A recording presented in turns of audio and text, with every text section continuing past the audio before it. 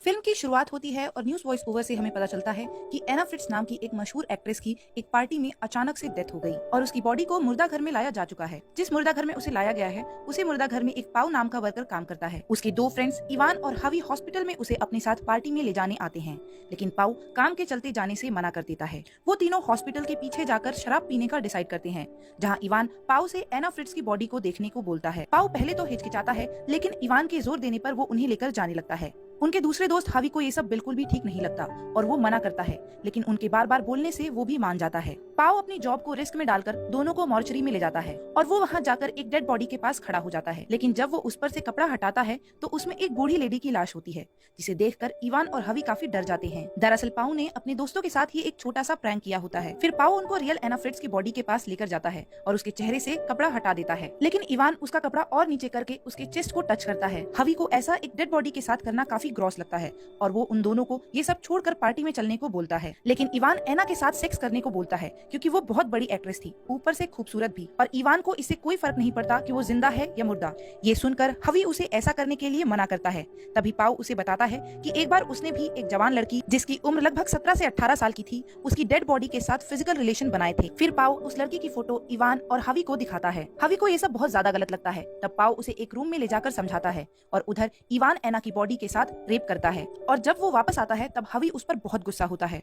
Ivan उसे शांत कराता है और बोलता है कि एक बार पाउ अपना काम खत्म कर ले, फिर वो लोग पार्टी में चले जाएंगे। वहाँ पाउ एना के पास जाकर उसे टच करता है और उसे किस करके उसका रेप करना शुरू कर देता है। वो एना की डेड बॉडी को अब्यूज कर ही रहा होता है कि तभी अचानक से वो जिंदा हो जाती है। पहले तो इवान उसे नहीं देखता, लेकिन जैसे ही उसकी नजर पड़ती है वो डर कर नीचे गिर जाता है और अपने दोस्तों को बुलाता है और उन्हें बताता है कि एना जिंदा हो गई है। ये सुनकर इवान की तो सिट्टी पिट्टी गुल हो जाती है, लेकिन हवी एना को पानी पिलाता है और उसके बदन को कपड़े से ढकता है। तभी वहाँ एक दूसरा स्टाफ आने लगता है, जिसे देखकर इवान और पाउ पैनिक करने लगते हैं और एना को ढक कर छुप जाते हैं। वो स्टाफ बॉय बॉडी को रखकर चला जाता है। एना उसे बुलाने की कोशिश करती है, लेकिन हेडफोन लगे होने के चलते वो कुछ नहीं सुन पाता। स्टाफ बॉय के जाने के बाद पाउ और इवान हवी को समझाते हैं कि एना ने उन्हें उसका रेप करते हुए देख लिया है और अगर उसने ऐसा सबको बाहर जाकर बता दिया तो उन दोनों की लाइफ बर्बाद हो सकती है, और अगर उसने ये बाहर जाकर सबको बता दिया तो उन दोनों की लाइफ बर्बाद हो सकती है। इवान एना को मारने की बात करता है, जिसे सुनकर हवी बिल्कुल ही मना कर देता है और उसे बचाने के लिए मदद मांगने जाने लगता है, लेकिन जैसे ही वो गेट खोलने की कोशिश करता है गेट नहीं खुलता। दरअसल उस स्टाफ बॉय ने उसे बाहर से लॉक कर दिया था। हवी जोर से चिल्लाकर मदद मांगने लगता है। इवान उसे रोकने की कोशिश करता है और दोनों में झगड़ा हो जाता है, जिसमें इवान हवी को लगातार पीटने लगता है। पाव आकर इवान को रोक लेता है, लेकिन वो देखते हैं कि हवी के सर से बहुत खून निकल रहा है। वो लोग उसे बाहर ले जाने का सोचते हैं, लेकिन गेट बंद होने के चलते वो ऐसा नहीं कर पाते। फिर वो लोग हवी को एक रूम में रख देते हैं। पाव अपने कोवर्कर को कॉल करके बताता है कि वो मुर्दा घर में फंस गया है। वो लोग एना को भी रूम में ले जाते हैं और बाहर ब्लड क्लीन करने लगते हैं। पाव भी अपनी ड्रेस चेंज कर लेता है क्योंकि उसका कोवर्कर वहाँ आ गया था। एना हेल्प मांगने की कोशिश करती है, लेकिन इवान उसका मुंह बंद कर देता है। पाउ अपने कोवर्कर से की लेकर उसके साथ ही चला जाता है, लेकिन इधर हवी की मौत हो जाती है। इवान उसे रिवाइव करने की कोशिश करता है, लेकिन इसका कोई फायदा नहीं होता। जब पाउ वापस आता है तो वो हवी की बॉडी देखकर रोने लगता है, लेकिन इवान उसे बोलता है कि ये सिर्फ एक्सीडेंट था और अब उन्हें हवी की बॉडी को ठिकाने लगाना है। एना उनको बोलती है कि वो उसे छोड़ दें और वो बदले में किसी को कुछ नहीं बताएगी। पाउ उसकी बातों से कन्विंस होता है, लेकिन इवान उसे बाहर ले जाता है और बोलता है कि अगर वो सबको बता देगी तो हमारी पूरी लाइफ बर्बाद हो जाएगी।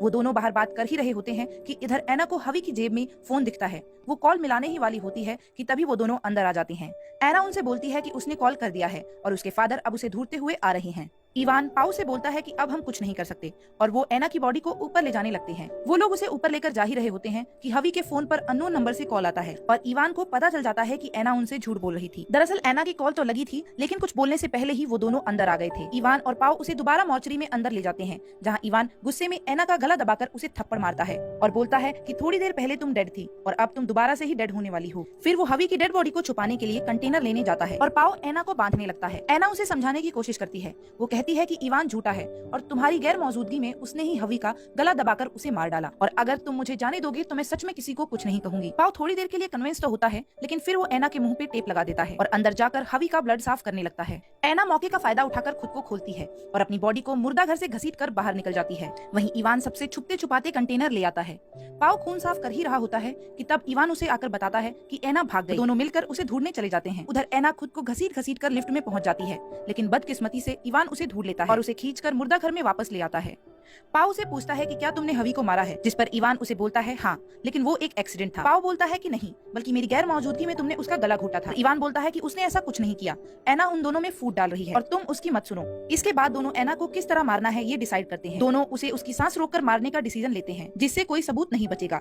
पाओ इवान को एक कपड़ा लाकर देता है, लेकिन इवान पाओ को कपड़ा वापस देकर बोलता है कि तुम ही अब इसको मारो। दरअसल पाओ एना को मारकर खूनी नहीं बनना चाहता था। इवान पाओ का हाथ पकड़कर एना के मुंह पर रखता है और दोनों उसका मुंह बंद करके उसकी सांस रोकने लगते हैं, जिससे एना की एक बार फिर से मौत हो जाती है। फिर वो दोनों मिलकर एना की बॉडी को स्ट्रेचर पर रखकर हवी की बॉडी को कंटेनर में डंप कर देते हैं, जिसे इवान लेकर चला जाता है और उसे ठिकाने लगा देता है। इधर पाओ एना की बॉडी को पूरी तरह से क्लीन करके ढक देता है, लेकिन जाने से पहले वो एना की बॉडी पर से कपड़ा हटाता है और हम देखते हैं कि एना अभी भी जिंदा है।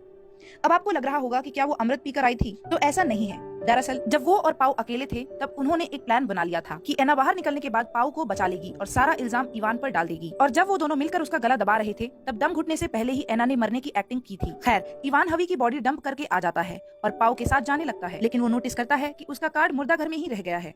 वो अपना आईडी कार्ड लेने जाता है। पाओ उसे रोकने की बहुत कोशिश करता है, लेकिन इवान उसकी एक नहीं सुनता और अंदर चला जाता है। वो देखता है कि एना जिंदा है। ये देखकर इवान गुस्से से पाओ का गला दबाने लगता है, लेकिन उसे हवी के दौरान की हुई मिस्टेक याद आती है और वो उसे छोड़ देता है। तभी एना पीछे से आकर कैंची से वार करती है और इवान वहीं मर जाता है। पाओ रोते हुए बोलता है कि उसे ऐसा नहीं करना चाहिए था। एना प्रसाद में उसे भी कैंची मार देती है और मूवी यहीं खत्म हो जाती है। फिल्म की एक छोटी सी समरी यही है कि एना एक मशहूर एक्ट्रेस थी जिसकी पार्टी में मौत हो जाती है और जब उसकी बॉडी को मॉर्चरी लाया जाता है तब वहाँ का एक वर्कर पाओ और उसका एक फ्रेंड इवान एना की डेड बॉडी के साथ रेप करते हैं, जिसके दौरान ही वो जिंदा हो जाती है। उनका तीसरा दोस्त हवी उसकी मदद करना चाहता था, जिसके चलते इवान से झगड़े के दौरान उसकी मौत हो जाती है और इवान एना को मारने की कोशिश करता है, लेकिन अपनी डिवाइड एंड रूल पॉलिसी से एना पाओ को अपनी साइड कर लेती है और इवान को मारकर पाओ को भी हेवन दिखा देती है। गाइस, अगर आपको जरा सा भी वीडियो पसंद आया है तो प्लीज वीडियो को लाइक और चैनल को सब्सक्राइब करना मत भूलिएगा। Thank you.